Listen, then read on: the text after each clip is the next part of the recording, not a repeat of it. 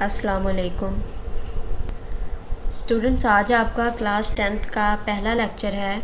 इस लेक्चर में मैं आपको बताऊंगी कि आपका जो 10th क्लास की बुक है उसमें कितने चैप्टर्स हैं और वो चैप्टर्स किस चीज़ से मुतालिक हैं, कौन सा चैप्टर कितना इम्पोर्टेंट है। हर एक चैप्टर को आज मैं ब्रीफली डिस्क्राइब करूँगी और दूसरा मैं आपको पेपर पैटर्न के बारे में बताऊँगी कि आपका जो 10th क्लास का एनुअल पेपर है उसका पैटर्न किस तरह से होगा।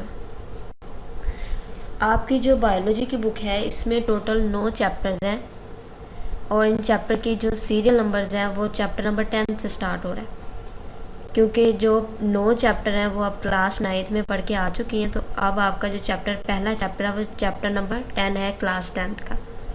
और वो जो पहला चैप्टर है उस चैप्टर का नाम क्या है, गैसियस एक्सचेंज, कि गैसों का तबादला किस तरह से होता है। गैसेस कौन सी, ऑक्सीजन और कार्बन डाइऑक्साइड जो हैं, ऑक्सीजन हम एटमॉस्फेयर से लेती हैं और कार्बन डाइऑक्साइड एक्सहेल करती हैं एटमॉस्फेयर में, तो इसे हम कहते हैं गैसियस एक्सचेंज। इस चैप्टर में हम पढ़ेंगे गैसियस एक्सचेंज पौधों में किस तरह से होता है, gaseous exchange in plants, gaseous exchange in animals, और जानवरों में या ह्यूमंस में जो है वो किस तरह से गैसियस एक्सचेंज होता है। और मुख्तलिफ जो सांस की बीमारियाँ रेस्पिरेटरी डिसऑर्डर्स हैं इसके बारे में हम पढ़ेंगे। ये चैप्टर इंपॉर्टेंट है, इसमें से बहुत से शॉर्ट क्वेश्चन लॉन्ग क्वेश्चन बनते हैं। जैसे हम इस चैप्टर को पढ़ेंगे तो आपको मैं बताती जाऊँगी। चैप्टर नंबर 11 जो है ये होम्योस्टेसिस के बारे में है। स्टूडेंट्स, होम्योस्टेसिस किसे कहते हैं? होम्योस्टेसिस हम कहते हैं कि कोई भी ऑर्गेनिज्म जो है वो अपने इंटरनल इन्वायरमेंट को मेंटेन रखता है, चाहे उसके एक्सटर्नल इन्वायरमेंट में यानी बाहर के जो इन्वायरमेंट है, बैरूनी माहौल जो है उसमें जितनी भी तब्दीलियाँ हैं, कोई भी जानदार अपने अंदरूनी माहौल को क्या रखता है, मेंटेन रखता है। इसे हम क्या कहते हैं, होम्योस्टेसिस कहते हैं। इस चैप्टर में हम पढ़ेंगे होम्योस्टेसिस पौधों में किस तरह से होती है, इंसानों में किस तरह से होती है, इंसानों के यूरिनरी सिस्टम को पढ़ेंगे और जो किडनी की यानी जो गुर्दे की बीमारियां हैं उससे मुतालिक पढ़ेंगे। चैप्टर नंबर 12 जो है वो कोऑर्डिनेशन एंड कंट्रोल के बारे में है। कोऑर्डिनेशन एंड कंट्रोल हम कहते हैं, कोऑर्डिनेशन कहते हैं रब्त को, यानी कि हमारी बॉडी जो है उसमें एक कोऑर्डिनेशन है। कोऑर्डिनेशन किस तरह है कि फॉर एग्जांपल हम भाग रहे होते हैं किसी फुटबॉल को पकड़ने के लिए, तो ना सिर्फ हमारी जो टांगें हैं वो वर्क कर रही होती हैं बल्कि जो हमारा दिमाग है वो भी काम कर रहा होता है कि हमारा दिमाग हमें बताता है कि हमने आगे की तरफ जाना है क्योंकि फ़ुटबॉल आगे की तरफ जा रही है। सिर्फ ये नहीं कि हमारी टांगें जो हैं वो काम कर रही हैं। तो इस तरह ये क्या है, हमारी बॉडी के सारे पार्ट जो हैं वो आपस में कनेक्टेड हैं। इसी को हम कहते हैं कोऑर्डिनेशन एंड कंट्रोल। इस चैप्टर में हमने कोऑर्डिनेशन की इकसाम के बारे में पढ़ना है, इंसानों का जो नर्वस सिस्टम है उसके बारे में पढ़ना है, इंसानों में जो रिसेप्टर्स होते हैं। रिसेप्टर किसे कहते हैं? रिसेप्टर कहते हैं कि कोई भी हमारा जो ऐसा कोई भी सब्सटेंस हम कहेंगे या कोई भी ऐसा ऑर्गन जो कि किसी भी स्टिमुलाई को क्या करता है, रिसेप्ट करता है। जैसे स्किन जो है वो हीट को रिसेप्ट करती है। जब भी कोई गर्म चीज़ जो है हमारी स्किन के साथ टच होती है तो हम अपनी जो स्किन है वो वापस खींच लेते हैं, तो उसे हम क्या कहते हैं, ये रिसेप्टर है जो स्किन है। इस चैप्टर में हमने एंडोक्राइन सिस्टम के बारे में पढ़ना है जो कि एंडोक्राइन ग्लैंड पे मुश्तमिल होता है, और नर्वस सिस्टम के डिफरेंट डिसऑर्डर्स, मुख्तलिफ बीमारियां पढ़नी है जैसे मिर्गी, एपिलेप्सी, पैरालिसिस, फालिज। ये जो अमराज है सारे ये किसके हैं, नर्वस सिस्टम के हैं। तो इस चैप्टर में हमने डिटेल में पढ़ना और ये आपके 10th क्लास का बहुत इंपॉर्टेंट चैप्टर है और सबसे लेंथी चैप्टर ये वाला है। इसमें बहुत से लॉन्ग क्वेश्चन और शॉर्ट क्वेश्चन बनते हैं। चैप्टर नंबर 13 जो है ये स्पोर्ट एंड मूवमेंट के बारे में है। स्पोर्ट का मतलब होता है सहारा देना, और सहारा हमें कौन देता है, हमारी बॉडी में जो हमारा स्केलेटन है, ढांचा है, वो हमें सहारा देता है। इस तरह बहुत से एनिमल्स को भी इनका स्केलेटन सहारा देता है। तो ह्यूमन स्केलेटन के बारे में हमने इस चैप्टर में पढ़ना है। जॉइंट्स जो हैं, जोड़ जो होते हैं, जॉइंट्स क्या कहते हैं, जो एक बोन को दूसरी बोन के साथ जोड़ते हैं, इनके बारे में डिटेल में पढ़ना है हमने। मसल्स और मसल्स की हरकत जो होती हैं उनके बारे में पढ़ना है, और स्केलेटल सिस्टम की जो बीमारियां उनके बारे में पढ़ना है। चैप्टर नंबर 14 जो है ये रिप्रोडक्शन के बारे में है। रिप्रोडक्शन हम कहेंगे कि एक नस्ल का दूसरी नस्ल के नए जानदार जो है वो पैदा करना, इसे हम क्या कहते हैं, रिप्रोडक्शन। रिप्रोडक्शन की टाइप्स के बारे में पढ़ेंगे हम चैप्टर नंबर 14 में। मेथड्स पढ़ेंगे, सेक्सुअल रिप्रोडक्शन के कितने तरीक़ाकार हैं। सेक्सुअल रिप्रोडक्शन प्लांट्स में पढ़ेंगे और एनिमल्स में भी पढ़ेंगे। ये चैप्टर भी काफ़ी इम्पोर्टेंट है। चैप्टर नंबर 15 जो है ये इनहेरिटेंस के बारे में है। इनहेरिटेंस हम कहते हैं विरासत को। इसमें हम जेनेटिक्स के बारे में पढ़ेंगे। जेनेटिक्स किसे कहते हैं? जीन्स की स्टडी को। और जीन्स किसे कहते हैं? ये क्रोमोसोम्स पे हेरिटेबल यूनिट्स होते हैं। क्रोमोसोम्स हम किसे कहते हैं? ये न्यूक्लियस में धागानुमा साख्तें होती हैं। ठीक है, इस चैप्टर में हमने डिटेल में ये सारी चीज़ें पढ़नी है। उसके अलावा हमने मेंडल्स के लॉ पढ़ने हैं इनहेरिटेंस के। ये काफ़ी इंटरेस्टिंग चैप्टर है जो इनहेरिटेंस का है। उसके अलावा हमने को डोमिनेंस एंड इनकम्प्लीट डोमिनेंस पढ़ने हैं। वेरिएशन एंड इवोल्यूशन के बारे में पढ़ना है। को डोमिनेंस हम किसे कहते हैं? को डोमिनेंस हम कहते हैं कि दो जो जीन्स हैं जो प्रॉपर्टीज़ मुख्तलिफ जो हैं वो कैरी कर रहे हैं, वो दोनों ख़ुद को जो है वो जाहिर करेंगे। इसे कहते हैं को डोमिनेंस। को का मतलब होता है साथ। और इनकम्प्लीट डोमिनेंस हम कहते हैं कि जो एक जीन जिसने अपनी खसूसियत को ज़ाहिर करना था उसने अपनी खसूसियत को ज़ाहिर नहीं किया है, बल्कि जो खसूसियत नई ज़ाहिर हुई है वो दोनों जीन्स का, वो जो दोनों जीन्स हैं उनका मिक्सचर है। इसे कहते हैं इनकम्प्लीट डोमिनेंस। जब हम डिटेल में ये चैप्टर पढ़ेंगे तो आपको मज़ीद इसके बारे में मैं समझा दूँगी। नेक्स्ट जो है वेरिएशन एंड इवोल्यूशन के बारे में हम पढ़ेंगे। वेरिएशन कहते हैं तग़य्युरात, तब्दीलियाँ, और इवोल्यूशन कहते हैं इर्तिका। जैसे ये कहा जाता है कि जो ह्यूमन है वो एक मंकी से बना है, चिंपैंजी से बना है, इवोल्व हुआ है, उसका इर्तिका हुआ है। तो इस चैप्टर में हमने ये सारी चीज़ें पढ़नी। चैप्टर नंबर 16 जो है ये है मैन एंड हिज इन्वायरमेंट के बारे में, इंसान और इसका माहौल। इस चैप्टर में हमने लेवल पढ़ने हैं इकोलॉजिकल ऑर्गेनाइजेशन के।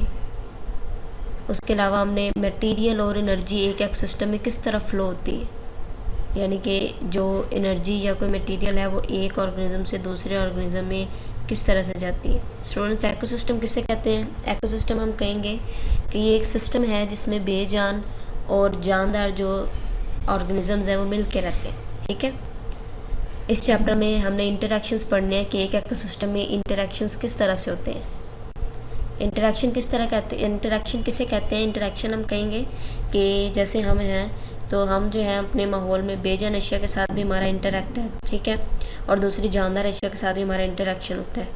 तो इकोसिस्टम में हर जानदार का दूसरे के साथ इंटरेक्शन होता है। इकोसिस्टम को बैलेंस किस तरह रखा जा सकता है। ठीक है, और ह्यूमन इम्पैक्ट, जो इंसानों का असर है इकोसिस्टम पे, वो हमने पढ़ना है। इंसानों का क्या असर है इकोसिस्टम पे, कि इंसान जो है वो इकोसिस्टम को ख़राब कर रहा है, किस तरह से? पोल्यूशन से। इस तरह हमने आलूदगी के बारे में पढ़ना है, इसके नताइज पढ़ने और इसे कंट्रोल किस तरह से किया जा सकता है ये पढ़ना है। और जो नेचर है उसे हम किस तरह से महफूज रख सकते हैं वो हमने इस चैप्टर में डिटेल में पढ़ना है। चैप्टर नंबर 17 जो है ये बायोटेक्नोलॉजी के बारे में है। स्टूडेंट्स, बायोटेक्नोलॉजी आपने 9th क्लास में पढ़ा था, किसे कहते हैं? बायोटेक्नोलॉजी हम कहते हैं कि जिसमें बायोलॉजी की वो ब्रांच जिसमें हम क्या करते हैं, जानदार अशिया से या जानदार ऑर्गेनिज्म से हम इंसानियत की फलाह के लिए ज़रूरी चीज़ें बनाते हैं। जिस तरह इंसुलिन हार्मोन बनाया गया है, ठीक है, बैक्टीरिया से, इसे हम क्या कहते हैं? ये बायोटेक्नोलॉजी। इसमें चैप्टर में हमने बायोटेक्नोलॉजी का इंट्रोडक्शन पढ़ना है, फर्मेंटेशन पढ़नी है। फर्मेंटेशन हम किसे कहते हैं?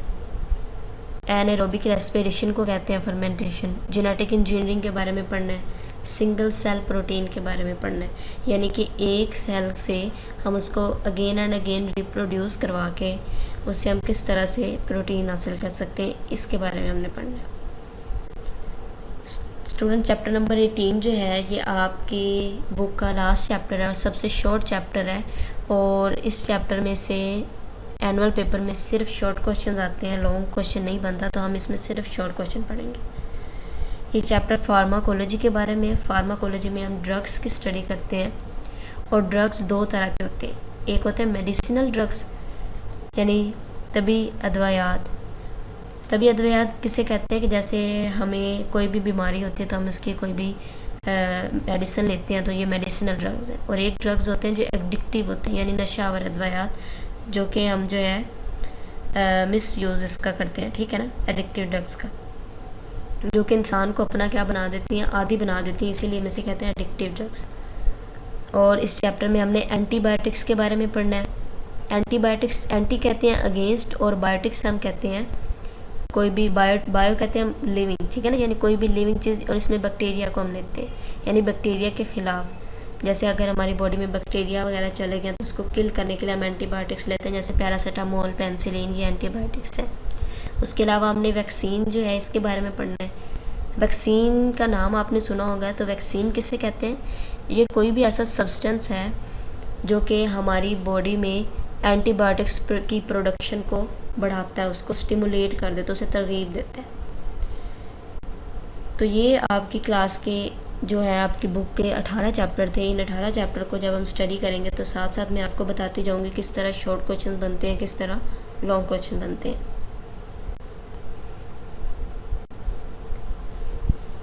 पेपर पैटर्न जो है आपका, जो एनुअल पेपर होगा वो 60 मार्क्स का होगा, और इसके लिए जो टाइम होता है वो 2 आवर्स होती है। आपका जो पेपर है उसके 2 पार्ट्स होते हैं, एक होता है ऑब्जेक्टिव और दूसरा होता है सब्जेक्टिव। जो ऑब्जेक्टिव पार्ट है ये 12 मार्क्स का होगा, और इसका टाइम होता है 15 मिनट्स। 15 मिनट्स में आपसे ऑब्जेक्टिव पार्ट ले लिया जाएगा, और ये इसमें 12 MCQs होते हैं। और जो सब्जेक्टिव पार्ट होता है वो 48 मार्क्स का होता है। ये किस तरह से होता है ये मैं आपको भी बताती हूँ। स्टूडेंट, जो आपका सब्जेक्टिव पार्ट होता है ये क्वेश्चन नंबर 2 से स्टार्ट होता है, क्योंकि क्वेश्चन नंबर 1 जो है वो आपका ऑब्जेक्टिव MCQs होते हैं जो 12 मार्क्स के होते हैं। क्वेश्चन नंबर 2 जो है ये शॉर्ट क्वेश्चन होते हैं, 8 दिए गए होते हैं और उसमें से आपने 5 करने होते हैं। तो 5 क्वेश्चन के नंबर कितने बनते हैं? 10, क्योंकि ये क्वेश्चन 2 मार्क्स का होता है, जैसा कि आप 9th क्लास में आपने पेपर दिया था।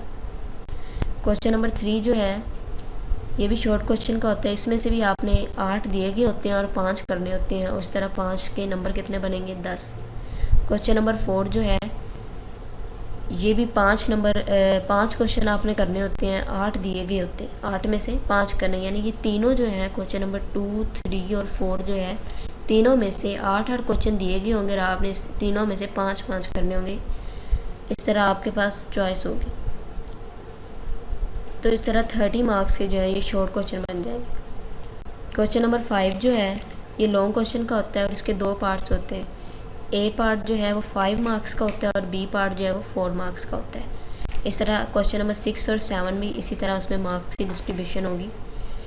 स्टूडेंट्स, इन लॉन्ग क्वेश्चन में आपने 2 लॉन्ग क्वेश्चन अटैम्प्ट करने होंगे। 2 लॉन्ग क्वेश्चन अटैम्प्ट करने का मतलब ये है कि अगर आप क्वेश्चन नंबर 5 को सिलेक्ट करते हैं, ये आपको अच्छे से आता है, तो आपको 5 का ए पार्ट भी अटैम्प्ट करना होगा और बी भी अटैम्प्ट करना होगा। अगर आप क्वेश्चन नंबर 7 जो है ये सिलेक्ट करते हैं तो क्वेश्चन नंबर 7 का आपको ए पार्ट भी सिलेक्ट करना होगा, अटैम्प्ट करना होगा, और बी पार्ट भी अटैम्प्ट करना होगा। इस तरह आपने कोई से भी 2 क्वेश्चन नंबर 5 या 6 या जो भी आपको ज़्यादा अच्छे से आता है वो आप अटैम्प्ट करेंगे। इस तरह 2 लॉन्ग क्वेश्चन के मार्क्स 18 बनते हैं। इस तरह ये टोटल मिला के ऑब्जेक्टिव सब्जेक्टिव के आपके 60 मार्क्स बनते हैं। तो इस तरह आपका जो है ये पेपर आएगा। स्टूडेंट, ये आपका आज का लेक्चर था जिसमें मैंने आपको इंट्रोडक्शन दिया है कोर्स के बारे में। कल इंशाल्लाह हम जो है आपका फर्स्ट चैप्टर जो चैप्टर नंबर 10 है, गैसियस एक्सचेंज, ये स्टार्ट करेंगे।